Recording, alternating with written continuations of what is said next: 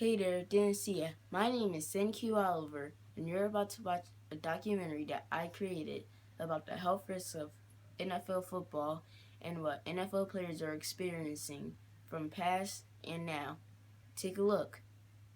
Hey, this is one of the cons. This is one of the cons of playing football. As you can see, this is on a left. It's the normal brain scan. But on the right, it's an advanced CTE.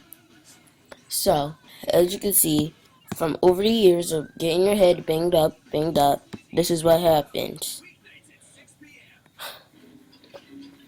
Now I'm gonna show you a football player named Tony Dorsett who was diagnosed with CTE.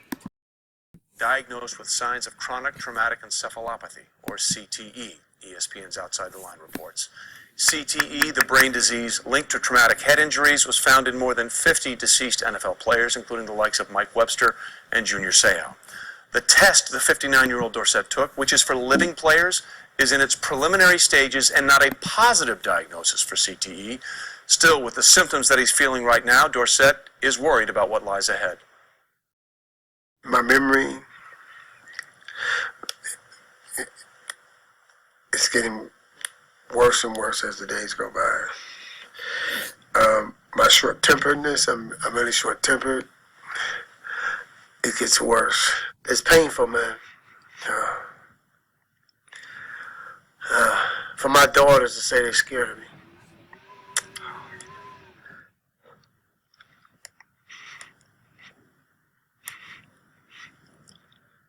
You know, I've thought about crazy stuff. Sort of like, why do I need to continue going through this? I mean, I'm too smart of a person, I like to think, to take my life.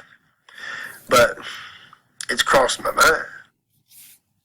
Dorsett was one of the most elegant runners to ever play the game. He was drafted second overall by the Cowboys in 1977 after a record-setting and Heisman-winning career at Pittsburgh.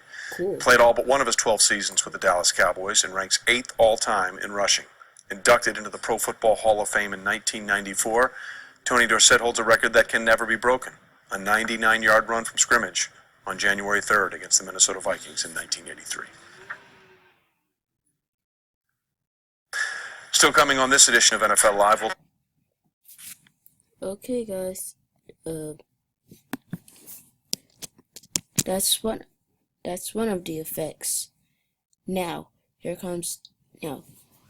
now, I'm gonna show you the other one after this. Hey, earlier we were looking at a brain scan and a video that shows what shows the results of CTE. But I never told you what CTE is. Well, according to this article, CTE is chronic traumatic encephalopathy. Is a result from blows to the head over a period of time that causes concussion. These injuries lead to difficulty with thinking, emotions, and behaviors that do not become noticeable until many years later. CTE can lead to physical problems as well. Not everyone who develops concussions develops CTE. Yeah, this thing is stuck. Alright, on to the next paragraph.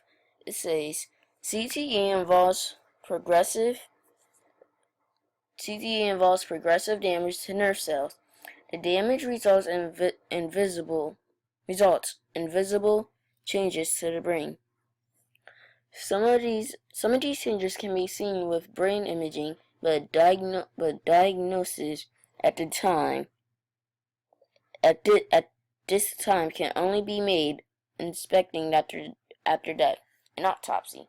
Researchers are working to find a way to diagnose CTE in those who have the disease while individuals are still alive. Originally called punch drunk syndrome, CTE was demonstrated in boxers. Doctors now know that other individuals who play a wide variety of sports that involve in a wide variety of sports that involve repeated blows to the head, such as football players, can develop CTE. Military personnel who have blast injuries are also at risk. Researchers do not yet fully understand CTE's prevalence and causes. There is no cure for CTE.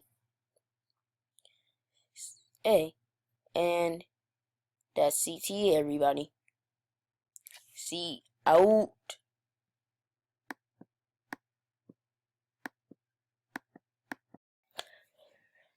Hey, fellow classmates who are watching this documentary.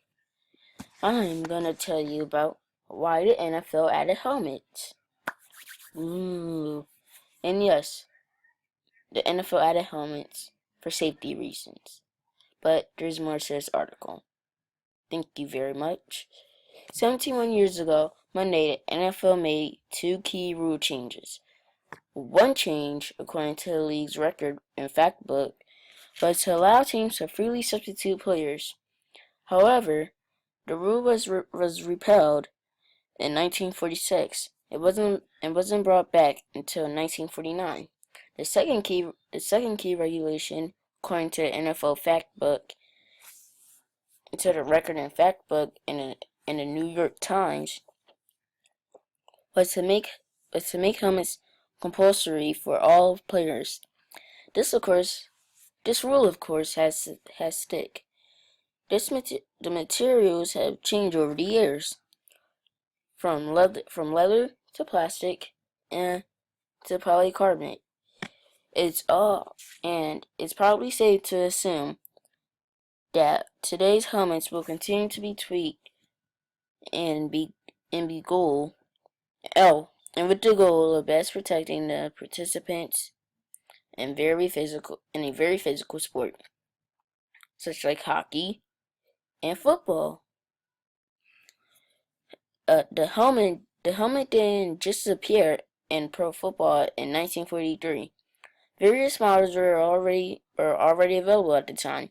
However, now players have to sport some headgear, and thus the rule that will never ever go away was put into place. See out. Oh wait, I didn't press the thing. Hey guys. Last time I was recording, I told you about how the NFL added helmets. Now, I'm going to show you the timeline of those helmets. Plus the short paragraph. Let's read that first. Leather helmets. Leather helmets were the first type of helmets used by football players. They were the only means of head protection until World War II. Soft leather helmets were first used until the 1930s, when hard leather that better protected the head was introduced. Helmet designs improved over the years by adding more padding and a strap to the inside of the helmet to reduce the pressure of impact. By the 1950s, leather helmets have been phased out of an organized football due to the risks of using such minimal equipment. Now, as you see, of course, oh man, is it stuck? Alright, now here's the helmet that was used until World War II. Then they hardened it. Huh? Yeah. Yep. Forget what I said about the last one. This is it. Yeah. This is when they hardened it. They added a face mask. Now, this is today. Now, this is a brief timeline from from early 1900s till today, just like that. So it says, for the first one, it says early 1900s soft leather harness style YMCA team from Latrobe, Pennsylvania. And now 1915 soft leather flat top style, typical of early pro team Canton Bulldogs.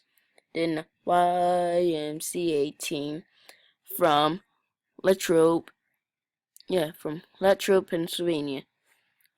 Soft leather helmets typical of the NFL's Dulof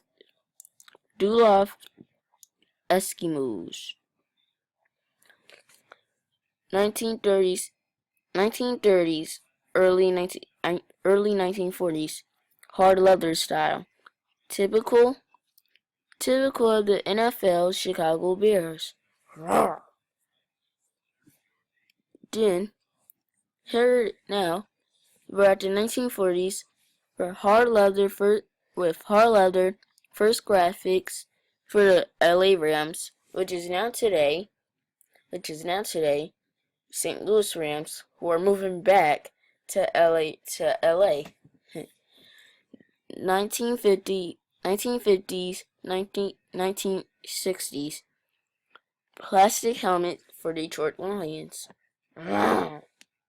Then now it's the 1970s, early 1980s plastic helmets for the St. Louis Cardinals, who moved to Arizona.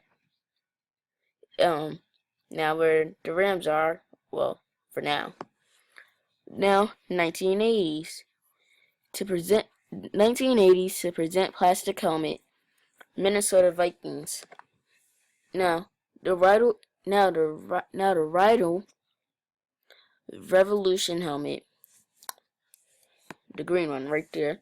Now this is ProCrep, a hard to pronounce pad that attaches to the outside of the helmet as an added safeguard against concussions.